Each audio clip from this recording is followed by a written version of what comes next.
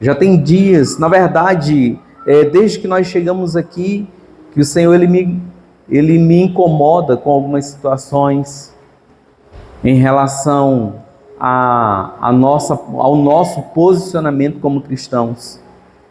E eu orando esses dias e relutando, mas irmãos, eu vou precisar trazer essa palavra para mim e para você, para que nós possamos melhorar, para que nós possamos crescer, para que nós possamos de fato caminhar de uma maneira mais livre, mas também mais assertiva. Amém? Deixa eu orar um pouco mais. Pai, no nome de Jesus, nos conduz nessa hora. Deus, traz entendimento, traz revelação nessa palavra. Mais uma vez eu dou ordem para esse lugar, todo roubador de palavra, todo aquele que vem para deturpar, fora desse lugar. Mas nos traz uma compreensão do que o Senhor tem para ministrar ao nosso coração, no nome poderoso de Jesus. Amém? Diga assim para o seu irmão: eu faço parte da família de Deus. Pode colocar, por favor. Então nós vamos falar sobre isso. Nós vamos falar sobre o que acontece quando eu faço parte da família de Deus. E para ficar mais claro, eu vou estar utilizando alguns exemplos da nossa posição como família, no meio da nossa casa, no meio da nossa parentela. E eu sei que todos nós fazemos parte de uma família, sim ou não? Até alguém que um dia foi abandonado, foi colocado em uma casa para ser adotado, ou foi colocado em algum órgão público, mas aquela pessoa talvez possa não conhecer, mas ela tem uma família. Ninguém não tem vínculo, não há ninguém que não tenha vínculos familiares. Vocês concordam comigo, sim ou não? Meus irmãos, e assim, se a sua for assim, não precisa levantar a mão, tá bom? Mas só levanta a mão para mim quem tem a família perfeita, que na sua família não tem problema nenhum, que na sua família nunca tem dificuldade, que nunca tem algum problema, que nunca tem uma discussão, uma discórdia. Eu tenho certeza que não há uma família assim. Não existe uma família perfeita. Não existe uma família que não passe por situações adversas. E isso é natural. Amém? Mas, meus irmãos, entenda, mesmo quando nós vivemos em uma família que não é fácil o convívio, mas eu sei que tem alguns que um dia tentaram fugir, correr para outros lugares, mas um dia algo forçou a trazer de volta. Nós temos em uma das nossas comunidades terapêuticas, nós temos uma que é de andarilhos. O foco dela é essas pessoas que andam pelas rodovias. E quantas dessas pessoas, quando conheceram essa casa, quando foram cuidadas, reconheceram o valor da família, eles pediram para que nós como igreja os levasse de volta à sua família. E como nós temos visto isso como ministério, do que Deus tem feito, restaurando pessoas, restaurando famílias, trazendo de volta aquilo que um dia esteve distante. Então, não há como nós fugirmos, não há como nós abandonarmos, não há como nós fazermos de conta que nós não temos uma família, porque existe um laço. Isso é tão forte, irmãos, olha aqui para mim.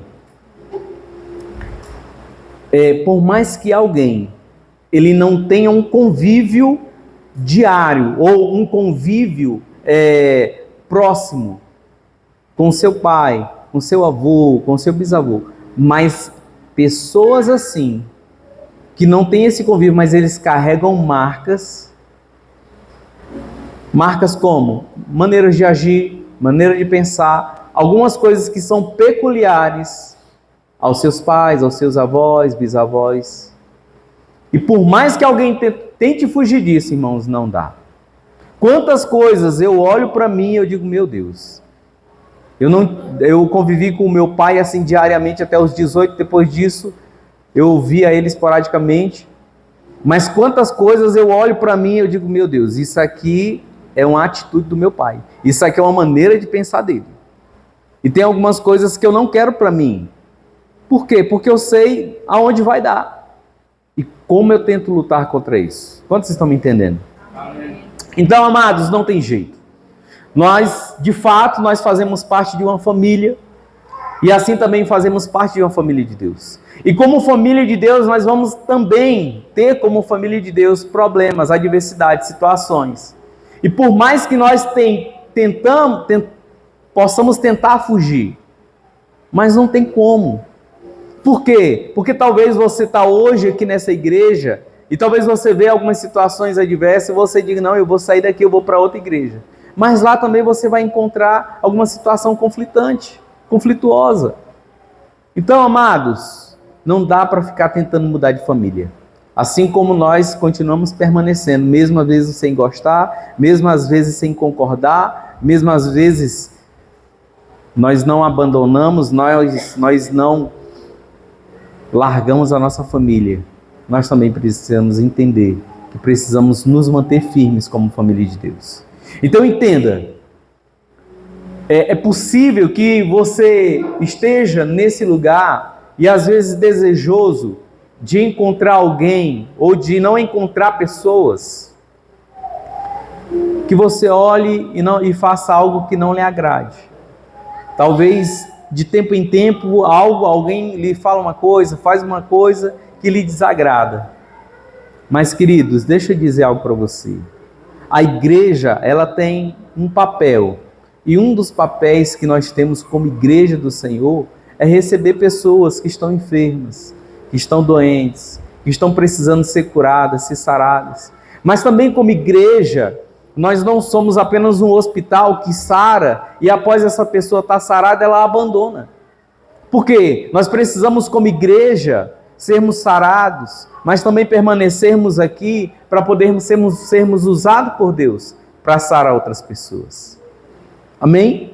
Então, nós sempre vamos encontrar pessoas que vão chegar feridas e nós precisamos decidir, não é só uma responsabilidade minha como pastor, da minha esposa como pastora, dos líderes de célula, mas é uma responsabilidade de cada um de nós. Porque tem coisas, e eu já falei sobre isso, tem coisas que eu vou falar para carinho, vou falar, mas ela não vai entender, porque a minha linguagem não conseguiu alcançar um lugar especial no coração dela. Mas quando a irmã Maria Lopes vem e trata ela do jeito dela, ela vai entender e vai sarar. Então, pode ter certeza, existem pessoas específicas que vai ser o seu cuidado que vai trazer essa cura. Vai ser o seu cuidado que vai trazer esse acolhimento, que vai fazer ela se sentir pertencente a esse lugar. Amém?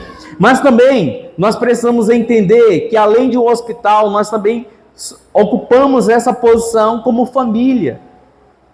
E meus irmãos, qual é o conceito de família? O conceito de família é um grupo de pessoas que estão ligadas por um laço sanguíneo e que têm um ancestral em comum. E nós fazemos parte dessa família de Deus. Por quê? Nós estamos ligados um com o outro através do sangue de Jesus. Aleluia! E nós temos um Pai em comum, o nosso Pai eterno. Ele é Pai meu, Ele é Pai seu. Amém? E o nosso Pai, Ele lida conosco diferente. Talvez você já tenha passado por isso. De às vezes você era aquela pessoa que aprontava, mas quando chegava a hora de pagar por aquilo, você responsabilizava o outro. Você colocava a culpa no outro. Às vezes a gente vê isso por aí, sim ou não? Nas famílias, os irmãos aprontam, na hora de ser disciplinado, não foi eu não, foi o meu irmão. Irmãos, e não adianta tentar ficar fofocando para o nosso Pai, para que Ele puna o outro. Ele conhece. Olha para o teu irmão, olha para o teu irmão e diz, ele me conhece. Não adianta falar de ti. Amém, queridos? Não adianta falar como um sinal de fofoca, mas adianta falar como um sinal de cuidado, pedindo que o Senhor cuide dos nossos irmãos. Aleluia! Então, amados, nós somos famílias de Deus. Diga para o seu irmão, nós somos famílias de Deus. E nós também, irmãos, a igreja, a Bíblia nos afirma que nós fazemos parte também, como igreja, nós fazemos parte de um corpo. O corpo de Cristo. Amém? E como corpo, nós temos uma missão. Qual é a missão do corpo? É obedecer os comandos da cabeça. Então a Bíblia afirma que Jesus, que Cristo, ele é a cabeça e a igreja é o seu corpo. Meus irmãos, e cada um de nós fazemos parte desse corpo, então nós somos membros desse corpo. E cada membro, ele tem a sua função diferente. Então, não dá para achar que eu sou mais importante do que o outro, porque a minha função é diferente do outro. Cada um de nós. Imagine, quem gosta aqui, deixa eu ver aqui uma fruta da região. Quem gosta de milho aqui? Milho. Uma outra fruta aqui que o pessoal gosta muito. Manga. Imagina você doido para saborear uma manga. E você tem a sua mão para saborear essa manga, mas você não tem a boca. Vai ter como saborear? Você não tem os dentes. Vai ficar difícil. Você não tem a língua para sentir o sabor. Você não tem o estômago para digerir esse alimento. Então entenda, cada um de nós somos parte desse corpo. E cada um de nós temos a nossa função, diferentes, mas que compõem o corpo de Cristo. Amém? Então cada pessoa que nasce do Espírito Santo de Deus, cada pessoa que entrega a sua vida a Jesus, ele é introduzido, ele é enxertado nessa família que é a família de Deus.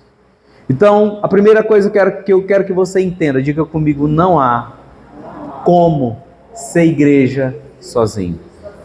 Não há como ser família sozinho. Então, por mais que o meu irmão, às vezes, faça algo que me irrite, mas eu preciso dele.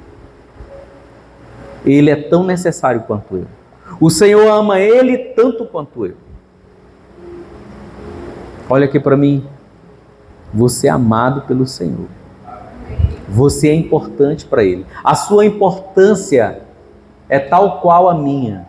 Não é porque eu lidero essa igreja que eu sou mais importante que você. De jeito nenhum. Para o Senhor, você é tão importante quanto eu. Você é tão importante quanto o seu irmão que está ao seu lado. Amém, queridos? Então, como família, nós temos as nossas experiências pessoais, individuais. Mas, irmãos, nada substitui a experiência que nós precisamos ter juntos.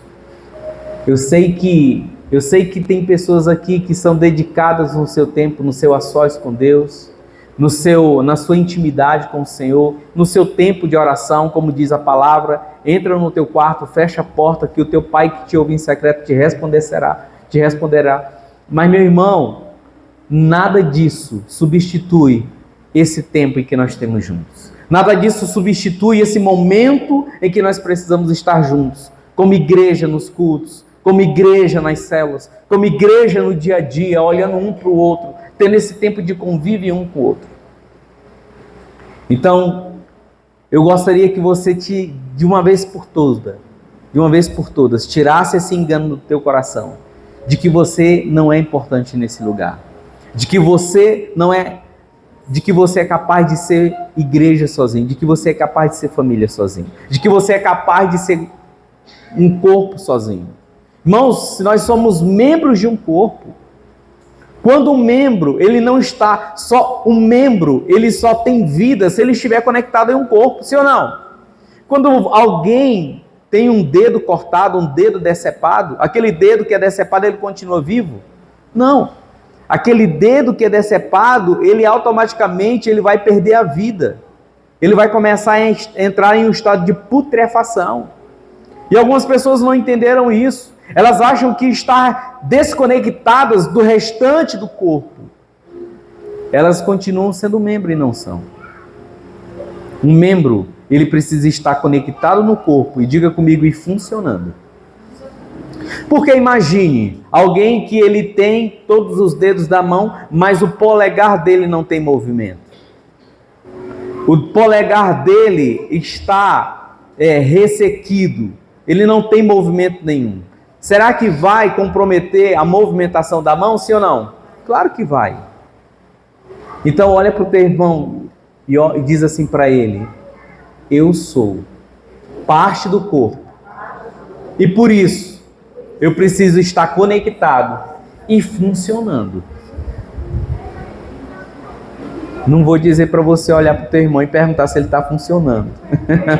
mas pelo menos ele está conectado, amém?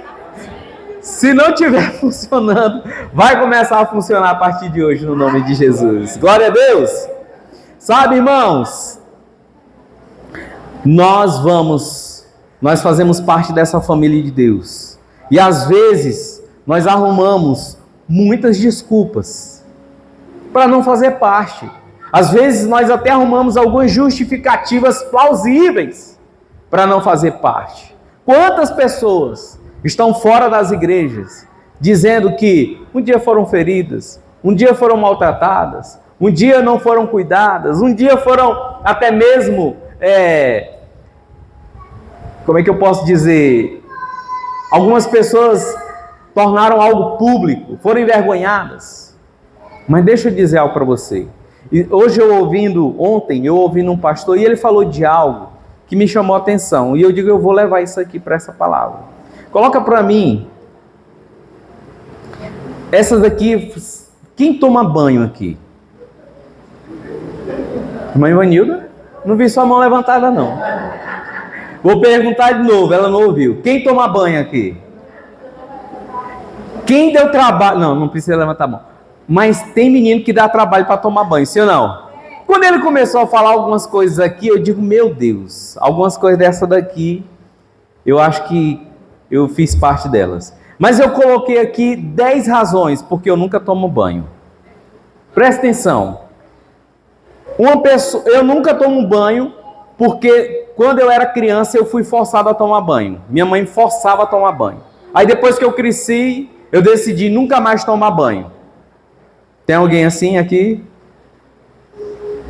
Vou perguntar. Tem alguém aqui que depois de adulto, porque a mãe forçou a tomar banho quando era criança, não quis mais tomar banho? Tem gente querendo levantar a mão para acusar a outra. Segundo, as pessoas que tomam banho são hipócritas, porque elas se acham mais limpas do que as outras.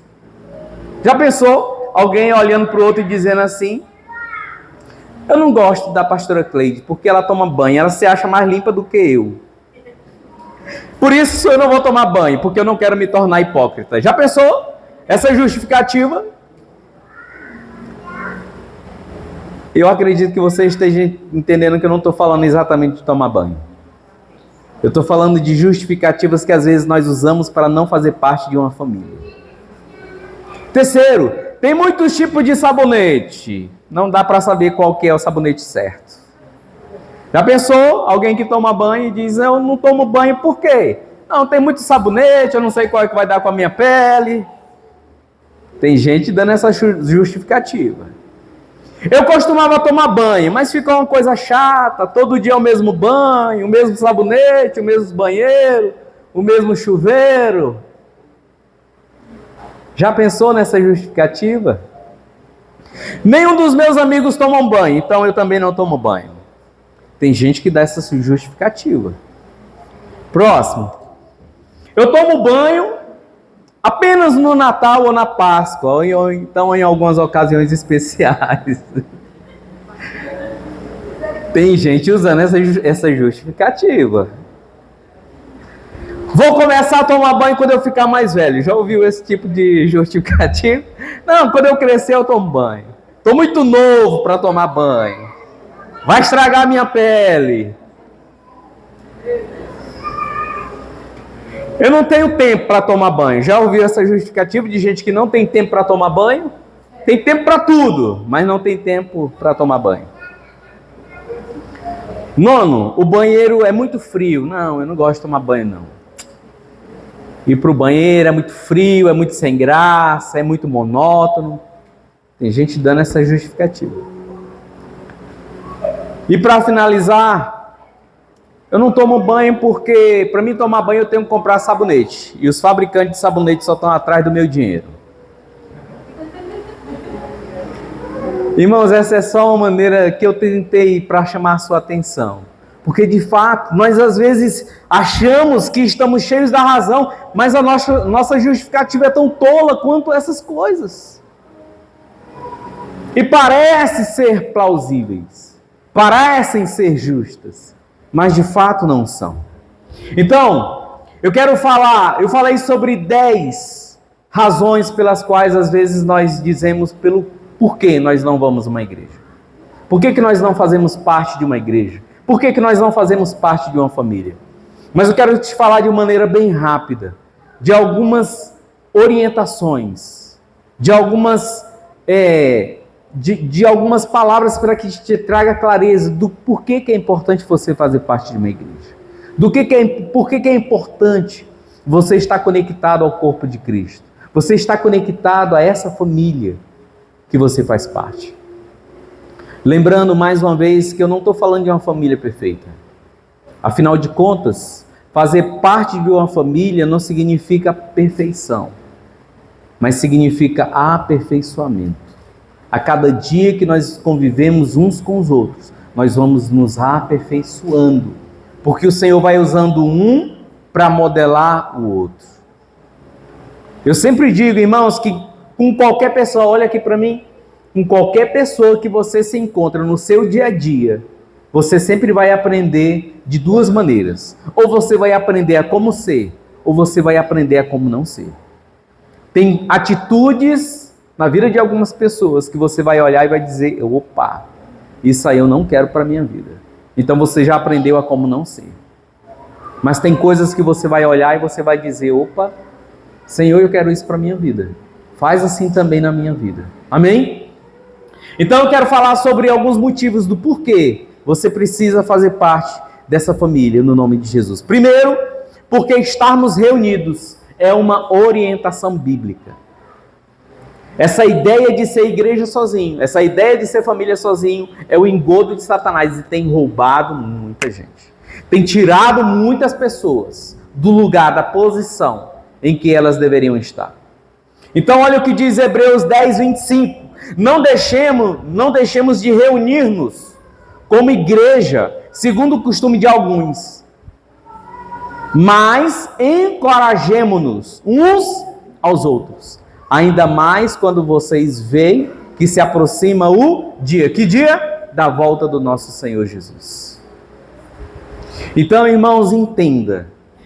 A Bíblia ela nos traz uma orientação. Primeiro, a primeira orientação é que nós não podemos deixar de nos reunir. Mas ela traz uma segunda orientação. Ele diz assim, olha, não só deixemos-nos de nos reunir, como alguns fizeram. Em uma ministração dos domingos passados eu falei sobre isso. Que essa dificuldade de fazer parte de uma igreja não é algo de hoje, é desde a primeira igreja. Mas ele diz assim, além de você estar sempre presente, seja um daqueles que encoraja um ao outro para estar presente também. E eu quero poder contar com você para isso. Eu quero poder contar com você não só para ter você presente nesse lugar, porque você é importante, mas também de ver você sendo um encorajador na vida de outras pessoas. No nome de Jesus, diga comigo, estar reunido é uma orientação de Deus. Segundo, ouvir a palavra fortalece a nossa fé. Irmãos, estar presente, fazer parte de uma igreja, ouvir o Senhor, ouvir os testemunhos. Como eu sou edificado através do seu testemunho. Como eu sou abençoado através de uma palavra que você traz para a minha vida. E isso é ser igreja. Nós aprendemos uns com os outros.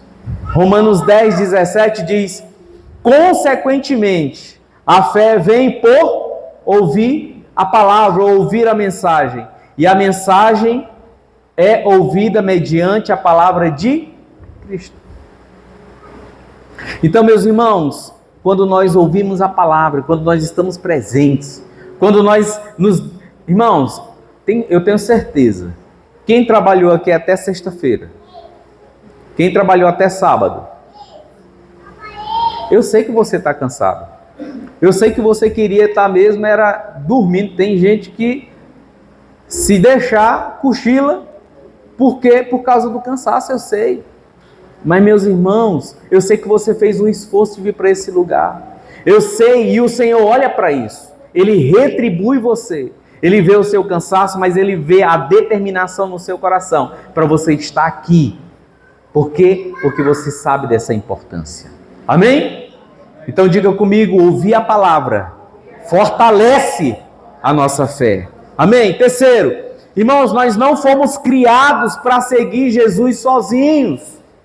Fala para o teu irmão, você não foi criado para seguir Jesus sozinho. Olha o que diz Eclesiastes 4. É melhor ter companhia. 4 a partir do verso 9. É melhor ter companhia do que estar sozinho, porque maior é a recompensa do trabalho de duas pessoas. Se um cair, o amigo pode ajudá-lo a levantar-se. Mas pobre do homem que cai e não tem quem o ajude a levantar-se. E se dois dormirem juntos, vão manter-se aquecidos. Como, porém, manter-se aquecido sozinho? Um homem sozinho pode ser vencido, mas dois conseguem defender-se. Um cordão de 3 dobras não se rompe com facilidade.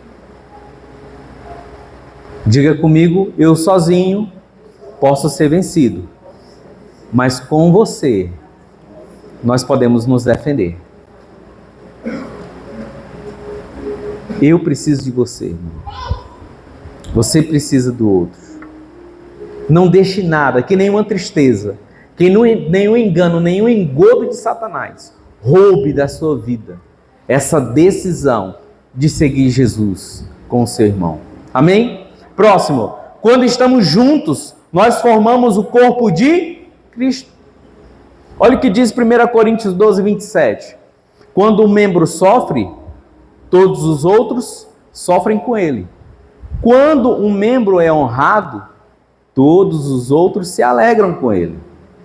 Ora, vocês são o corpo de Cristo, e cada um de vocês, individualmente, é membro desse corpo.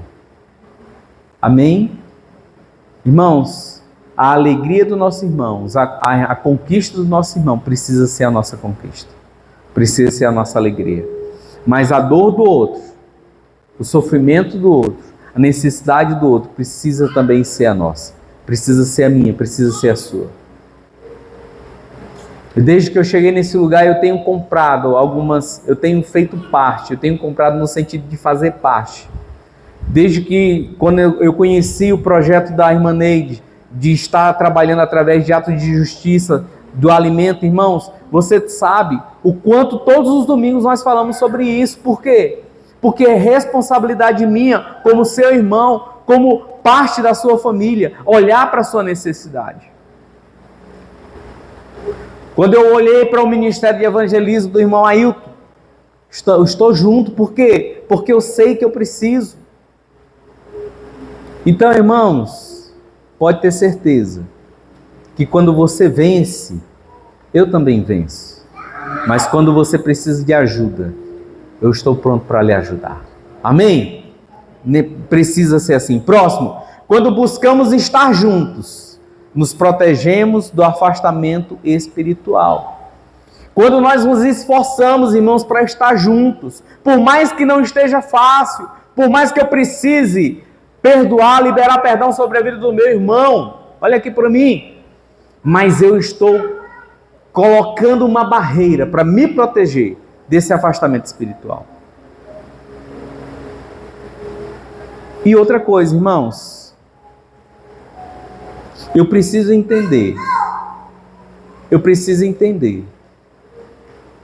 que eu preciso ser forte o suficiente para suportar a fraqueza do meu irmão.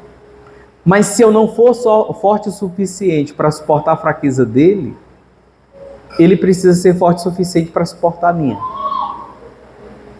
É isso que a Bíblia nos ensina. Olha o que diz Hebreus 3,12. Cuidado, irmãos, para que nenhum de vocês tenha coração perverso e incrédulo, que se afaste do Deus vivo. Pelo contrário, encorajem-se uns aos outros todos os dias, durante o tempo que se chama... Que dia? Hoje. Não é amanhã. Não foi ontem. Durante o dia que se chama hoje. De modo que nenhum de vocês seja endurecido pelo engano do pecado. Irmãos, essa é uma orientação de Deus. Quando nós nos esforçamos para estar juntos, nós nos resguardamos, nós nos protegemos uns aos outros desse afastamento, dessa frieza espiritual. Próximo, nós somos usados por Deus para trazer maturidade aos irmãos. Irmãos, Deus nos usa. Olha aqui para mim, Deus usa você. Há um tempo atrás, o Senhor trouxe um entendimento de que às vezes nós somos lixa na vida do nosso irmão. Como assim? Sabe para que serve uma lixa? Para lixar, para tirar o excesso, para moldar. E tem gente que decidiu ser lixa a vida toda. Não, irmão, olha aqui. Às vezes, tem pessoas que às vezes, quando a gente começou a falar sobre isso, ela se achava boa por ser lixa. Eu sou lixa na vida, eu sou lixa na sua vida. Não, irmão, não é bom ser só lixa na vida do outro. Significa que eu sou tão ruim que o outro tem que mudar. Porque senão as coisas não vão dar certo. Mas entenda, vai haver momentos em que Deus vai nos usar como lixa para poder mudar o outro, para trazer maturidade para o outro. Mas vai haver momentos em que é o outro que vai mudar você.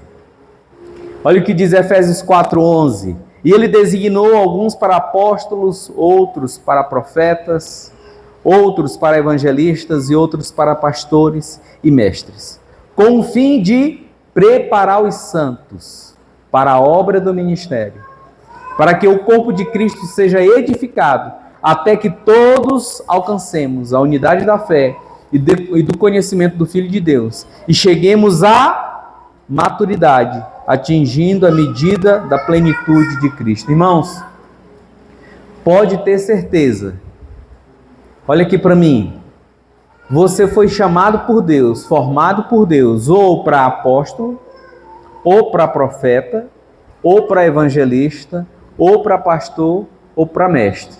Pastor, eu acho que eu não sou nenhuma dessas coisas. É assim.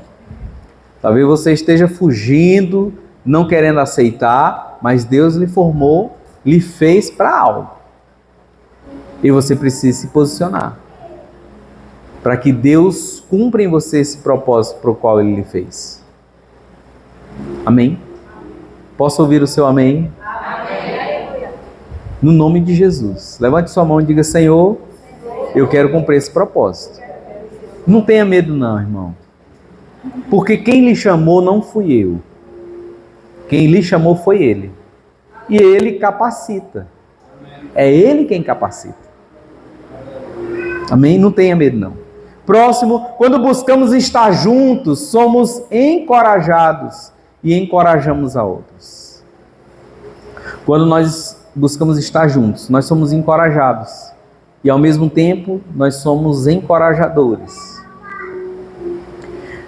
1 Tessalonicenses 5:14 diz: exortamos vocês, irmãos, a que advirtam os ociosos, confortem os desanimados, auxiliem os fracos, sejam pacientes para com todos. Irmão, se você já advertiu alguém, se você já confortou alguém, se você já auxiliou alguém, e esse alguém ainda não reagiu, vá para o próximo nível, tenha paciência. Amém? Por que a Bíblia nos ensina isso, irmãos?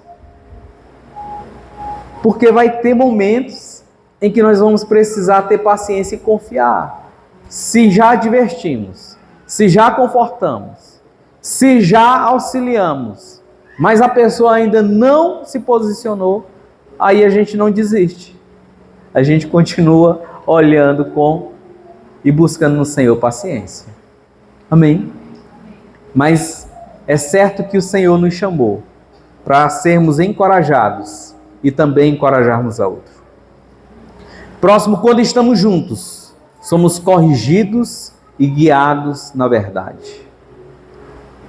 Olha o que diz 2 Timóteo 3,16. Toda a escritura é inspirada por Deus e útil para quê? Para o ensino, para a repreensão, para a correção e para a instrução na justiça.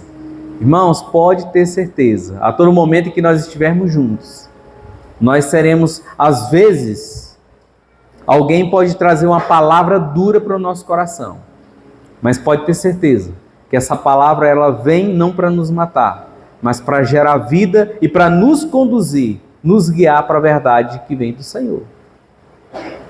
Quantas vezes eu sei que não dá para olhar para algumas pessoas, e a Bíblia nos ensina sobre isso, e saber que estão todos no mesmo nível. Tem pessoas que estão no nível de maturidade, mas tem outros que estão no nível de maturidade menor. Não dá para o Saulo exigir do Joseph aquele que ele já exige do Joshua.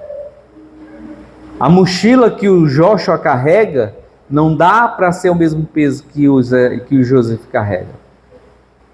Então, e quantas pessoas, às vezes eu estou conversando e a pessoa fala algo e a vontade que dá é de corrigir ali de maneira dura imediatamente, mas eu sei que se eu fizer, aquela pessoa não suporta. E aí nós precisamos ir com esse cuidado, de olhando para como está o estado do outro, até chegar o momento em que você vai poder trazer aquela palavra um pouco mais repreensiva. Mas, meus irmãos, pode ter certeza, quando essa palavra vem, ela vem não para nos matar, mas ela vem para nos conduzir para aquela verdade, para a verdade que é o Senhor. Amém? Próximo, quando estamos juntos, nós crescemos através do ensino bíblico. Olha o que diz Atos 2,42, eles se dedicavam, eles quem? Os apóstolos. Eles se dedicavam, a primeira igreja, eles se dedicavam ao ensino dos apóstolos e à comunhão, ao partir do pão e às orações. Diga comigo, todas as vezes que eu estou junto, eu cresço através do ensino bíblico. Próximo, quando estamos juntos, nós vivemos a responsabilidade mútua, irmão. É isso que eu tenho falado. Eu e você temos responsabilidades mútuas. Quando Jesus ele começa a delegar a tarefa para os seus discípulos, ele começa a fazer eles também multiplicarem os peixes. Eles começam também a ter essa responsabilidade de alimentar a multidão. Provérbios 27:17 diz, assim como o ferro afia o ferro, o homem afia o seu companheiro. Então, irmãos, nós temos essa responsabilidade de um ajudar o outro, de um poder olhar para o outro e ver a necessidade do outro e poder cooperar, contribuir no nome de Jesus. Eu quero finalizar essa palavra hoje, lendo Efésios 2:19. Essa foi apenas uma introdução daquilo que nós vamos estar ministrando nos próximos domingos. Nós vamos estar continuando falando sobre essa importância de sermos parte da família de Deus, de sermos igreja do Senhor, no nome de Jesus. Efésios 2:19 diz, portanto, essa palavra é poderosa. Olha o que ele diz, portanto vocês já não são mais estrangeiros nem forasteiros. O que é um estrangeiro? É alguém, por exemplo, quando você vai para um outro país, você não tem a mesma cultura, você não fala a mesma língua, o mesmo idioma, você não se sente pertencente àquele lugar, não tem esse senso de pertencimento. Mas o Senhor está dizendo assim, olha, vocês já não são mais estrangeiros, vocês já estão adaptados aqui, vocês foram enxertados, vocês já entendem a mesma língua, vocês já entendem a cultura do reino, vocês já precisam ter esse senso de pertencimento, se sentir pertencente à família de Deus. Aí ele diz, mas concidadão dos santos e membros da família de Deus. Essa é uma afirmação, irmão, de todos nós, que um dia decidimos dizer sim para Jesus. Nós precisamos abrir mão desse senso de estrangeiro, desse senso de forasteiro e nos sentirmos partes, concidadãos, membros dessa família. E ele continua dizendo, edificados sobre o fundamento dos apóstolos e dos profetas. Ou seja, aqui tem princípios, aqui existem valores e vocês estão sendo edificados, ensinados nesses valores, tendo Cristo como pedra angular. Ou seja, o nosso centro é Ele. Tudo precisa ser voltado para Ele. Toda a nossa adoração, a nossa devoção, toda a nossa dedicação é para que Ele seja adorado, é para que Ele seja honrado. No qual todo edifício é ajustado e cresce para tornar-se um santuário no Senhor. Nele vocês também estão sendo juntamente edificados para se tornarem morada de Deus por seu Espírito. Diga assim, Senhor, eu decido ser morada tua e do teu Espírito. Amém, queridos? Então, eu quero desafiar você. Todas as vezes em que você se sentir desencorajado, todas as vezes que você se sentir distante, lute contra esse sentimento. Lute contra o sentimento de querer ouvir essa voz que quer lhe distanciar. Decida fazer, como diz aqui, nem que seja a pulso, mas venha. Amém? Olha para o teu irmão e diz, se você não vier, eu vou lhe buscar. Nós vamos ceiar, eu quero chamar quem vai estar servindo na ceia do Senhor nessa noite.